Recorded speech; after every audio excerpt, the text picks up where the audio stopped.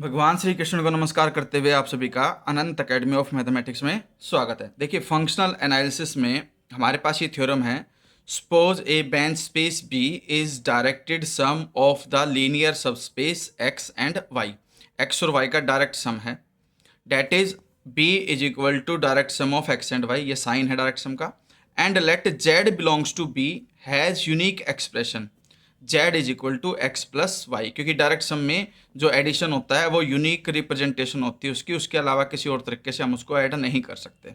तो as the sum of x in x and y in y, denote norm of z dash is equal to norm of x plus y dash is equal to norm of x plus norm of y। ठीक है, check whether it is a norm और not, हमें ये check करना कि norm है या नहीं। फिर उसके बाद let B dash denote the linear space equipped with the norm. Prove that B dash is a bench space if x and y are closed in B. अब x और y दोनों closed in B गिवन है, हमें B dash को क्या proof करना है, bench space। ठीक है, तो सबसे पहले क्लियरली इक्वेशन 1 में नॉर्म ऑफ z डैश, मतलब नॉर्म ऑफ z डैश है ग्रेटर देन इक्वल टू 0, क्योंकि norm of x norm of y दोनों ग्रेटर देन इक्वल टू 0 होती है, तो पॉजिटिव क्वांटिटी का एडिशन भी पॉजिटिव होता है, इसलिए कंडीशन सेटिस्फाइड। अगर norm of Z dash equal to 0 है तो इसका मतलब norm of x plus norm of y equal to 0 होगा। अब ना तो x की नॉर्म नेगेटिव हो सकती ना नॉर्म ऑफ y नेगेटिव, दोनों अगर पॉजिटिव हैं और सम 0 आ रहा है तो एक ही वे हो सकता है जब ये दोनों सेपरेटली अलग अलग 0 हों, और जब सेपरेटली 0 हैं नॉर्म तो इसका मतलब x 0 है और y भी 0 है, तो इस तरह से x plus y equal to 0 और z की वैल्यू क्या आ गई, 0 आ गई। ठीक है, फिर थर्ड केस आता है, अल्फा जेड की नॉर्म का डैश लेके चलेंगे हम, तो इसमें अल्फा ब्रैकेट के अंदर X plus Y, alpha X plus alpha Y, फिर अल्फा एक्स की नॉर्म अलग अल्फा वाई की नॉर्म अलग, फिर अल्फा बाहर आ जाएगा नॉर्म ऑफ एक्स, ध्यान रखना अल्फा स्केलर है उसका मैग्नीट्यूड बाहर आएगा और नॉर्म ऑफ एक्स, उसी तरह से यहाँ से भी नॉर्म ऑफ अल्फा बाहर, और इन दोनों में से norm of mode of alpha जो है वो टोटल कॉमन आ जाएगा, norm of X plus norm of Y is equal to no mode of alpha norm of Z dash. ये कंडीशन आ गई कि इक्वेशन 4 में अब हम ये करेंगे कि Z1 Z2, यानी कि जो कंडीशन 4 है उसमें हम क्या करेंगे, Z1 और Z2 दो वैल्यू लेकर के चलेंगे जो B डैश से बिलोंग करती हैं, हैव यूनिक रिप्रेजेंटेशन। और यूनिक रिप्रेजेंटेशन कैसे है कि Z1 को हम x1 प्लस वाई1 लिख सकते हैं, Z2 को x2 प्लस वाई2 लिख सकते हैं। अब Z1 प्लस Z2 की नॉर्म का स्क्वायर का मतलब है Z1 की वैल्यू रख दी, Z2 की वैल्यू रख दी, उसमें x1 प्लस x2 अलग हो गया, y1 प्लस y2 अलग हो गया, फिर उन दोनों का नॉर्म अलग अलग हो गया। फिर नेक्स्ट स्टेप में लेस देन इक्वल टू का साइन लगा करके norm of x1 norm of x2 norm of y1 norm of y2 separate हो गए सारे के सारे। फिर पेयरिंग बना दी नॉर्म ऑफ x1 की नॉर्म ऑफ y1 के साथ, नॉर्म ऑफ x2 की नॉर्म ऑफ y2 के साथ। तो इस तरह से हम देखते हैं, ये तो आपके पास कंडीशन क्या आ जाएगी, नॉर्म ऑफ Z1, ठीक है, उसका डैश हो जाएगा, और ये नॉर्म ऑफ Z2 का डैश हो जाएगा। तो इस तरह से हमारे पास कंडीशन ये आ जाएगी।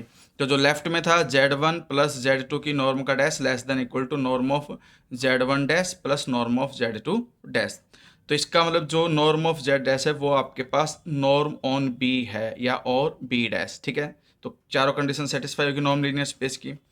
अब हमें क्या करना है कि सीक्वेंस लेकर के चलेंगे Zn B Cauchy sequence in B dash where Zn is equal to xn plus yn is the unique representation of Zn as a sum of xn and yn।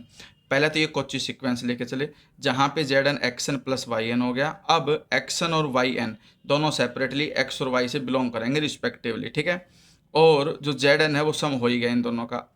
Then for each epsilon greater than 0 there exists a positive integer n0 such that, अब देखिए जब Kochi sequence लेकर के चले हैं तो Cauchy sequence की definition के अकॉर्डिंग Zn माइनस Zm की नॉर्म का डैश लेस देन एप्सिलॉन होगा for all Mn greater than equal to n0, ये कंडीशन है। ठीक है, अब इसमें Zn की वैल्यू रख दी, माइनस में Zm की वैल्यू रख दी, less than epsilon for all Mn greater than equal to n0, यानी कि डेफिनेशन के अकॉर्डिंग सारी चीज़ें एज इट इज चलती रहेंगी एंड तक। फिर xn माइनस xm अलग, yn माइनस ym अलग, दोनों पेयरिंग अलग अलग कर दी। इधर इसकी नॉर्म xn माइनस xm की नॉर्म अलग, प्लस में yn माइनस ym की नॉर्म अलग हो जाएगी जब हम इस डैश को ब्रेक करेंगे। मतलब हमारे पास कंडीशन यही थी कि जब डैश को हटाते थे सेपरेट सेपरेट हो जाते हैं विदाउट डैश। ठीक है, और ये लेस देन एप्सिलॉन है क्योंकि टोटल आपका लेस देन एप्सिलॉन है और ये इसके इक्वल है। अब हमारे पास कंडीशन क्या है कि अगर इन दोनों का सम लेस देन एप्सिलॉन है तो सीधी सी बात है, इसका sum less than epsilon by 2 ले सकते हैं, इसका sum less than epsilon by 2, क्योंकि टोटल सम जो है फिर वो लेस देन एप्सिलॉन ही आएगा। हाफ हाफ से ब्रेक करके लेस देन का साइन लगा देंगे तो ये कंडीशन ऑटोमेटिकली सेटिस्फाई हो जाएगी। अब हमें ऑलरेडी गिवन है कि भाई जो एक्सन है वो कोची सीक्वेंस इन एक्स है और वाई एन जो है वो कोची सीक्वेंस इन वाई है, क्योंकि कंडीशन सेटिस्फाई हो रही है कोची सीक्वेंस की। ठीक है, यूजिंग द रिजल्ट, अब हमें एक रिजल्ट यूज करना, ये सबसे इंपॉर्टेंट है इसके लिए जो आपको याद रखना है। Every subspace of A complete metric space is closed if and only if it is complete. यानी कि अगर हमारे पास कंप्लीट की कंडीशन गिवन है तो उसका जो सबस्पेस होगा वो भी कंप्लीट ही होगा। ठीक है, इसका मतलब ये है कि X and Y are close subspace of Banach space भी। अब ये दोनों हमें क्वेश्चन में गिवन है कि क्लोज सबस्पेस है बेंच स्पेस भी का।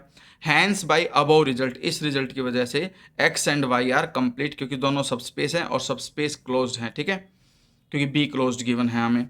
तो इस तरह से जो सीक्वेंस एक्स है वो कन्वर्जेंट इन एक्स होगी और जो सीक्वेंस वाई है वो कन्वर्जेंट इन वाई होगी। Therefore X belongs to X and Y belongs to Y, क्योंकि जो लिमिट कोई अप्रोच करेंगे वो लिमिट भी एक्स के अंदर और वाई एन की लिमिट वाई के अंदर होगी। तो इस तरह से limit n tends to infinity x n is equal to x और limit n tends to infinity y n is equal to y. But z क्या था हमारे पास एक्स प्लस वाई, वो किससे बिलोंग दे रखा हमें बी और बी डैश से। अब यहाँ से कंडीशन स्टार्ट होती है जेड एन माइनस जेड की नॉर्म का डैश, उसको मैं लिख सकता हूँ जेड एन की value X N plus Y N, Z की वैल्यू एक्स प्लस वाई। फिर पेयरिंग कर दी एक्स एन माइनस एक्स की और वाई एन माइनस वाई की, और डैश हटाएंगे तो सेपरेट सेपरेट नॉर्म हो जाएगी। ये अलग से जीरो के इक्वल है और ये अलग से जीरो, क्योंकि एक्स एन टेंस कर रहा है एक्स को, वाई एन टेंस कर रहा है वाई को। तो इस तरह से ये टेंस किसको कर जाएगा टोटल जीरो को, और जीरो को टेंस करते ही जेड एन किसको टेंस करेगा जेड को। तो इस तरह से हमारे पास जो जेड है वो बी डैश से बिलोंग करेगा और जेड एन अप्रोच कर जाएगा जेड को। तो जो सीक्वेंस जेड एन लेके चले थे वो भी आपके पास कन्वर्जेंट हो जाएगी। तो hence B dash is complete and hence Banach space with respect to norm, यानी कि ये आपके पास क्या हो गया कि बी डैश जो है कंप्लीट है और उसी के रिगार्डिंग कंप्लीट होने की वजह से जो बी डैश वो बेंच स्पेस भी है इस नॉर्म के रिस्पेक्ट में। ठीक है।